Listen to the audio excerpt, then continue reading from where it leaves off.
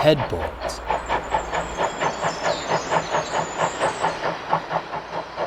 Donald was overjoyed. The Fat Controller had introduced a new lunchtime service that ran from Tidmouth to the end of the Little Western. Passengers would then join the afternoon train on the small railway. Due to her popularity with staff and visitors, it was decided the service would be named Dilly's Diner, and Donald was to pull the inaugural train. "There's nae such an honour," he bragged to anyone who would listen, "than a train named for me quackeroo." The service's maiden voyage went off without a hitch. Donald kept good speed, and the passengers enjoyed their lunch, which had been hand-picked by the Fat Controller. They arrived at the last station right on time. Rex and Bert watched from the shed.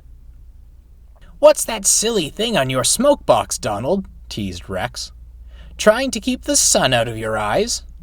"It's not silly," retorted Donald. "It's a headboard.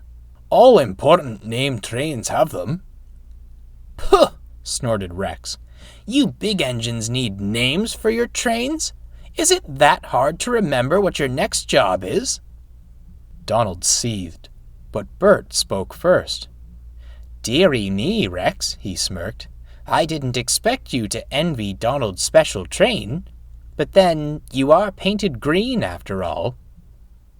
"I'm not envious," fumed Rex. "Anyhow, I don't need some ridiculous thing on my smoke box to know my trains are special. It'd spoil my look." "Is that what would spoil your look?" Donald asked. "I thought it'd be your sour face." Rex snorted off to fetch his coaches. Donald and Bert chuckled to each other. A stretch of line on the small railway passes through a forested area. The tree branches grew heavy, which made them droop low towards the rails. Workmen trimmed the branches back to ensure they didn't cause trouble for the engines or passengers. Smaller branches from higher up sometimes broke away, but got caught on the larger ones below. Rex steamed along the line. The passengers were still in good spirits, snapping pictures and admiring the landscape. Luckily, they hadn't noticed Rex's grimace. "Silly Donald! Silly Bert!" he muttered. Rex's bad mood was making him puff harder than usual. Thick smoke poured from his funnel, weaving through the leaves and branches. "I'll show them! Ow!" As he passed under a tree, something fell and landed atop his smoke box. He looked up and gasped. A twisted, leafy branch was nestled against his funnel.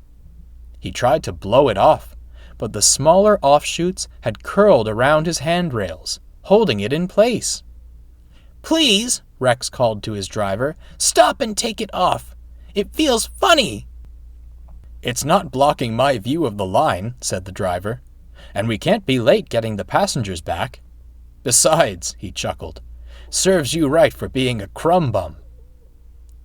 Rex didn't feel very special anymore.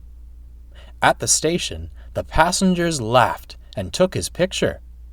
He wanted to get back to the shed and hide before anyone else saw him, but he'd reckoned without Donald and Bert. "Is that you, Rex?" chuckled Donald. "What's that silly thing on your smoke box?" "You made your disdain for headboards quite clear," added Bert, "but I didn't know you were such a stickler about them." Rex frowned silently, and when it came to the topic of headboards and named trains, silent is what he remained.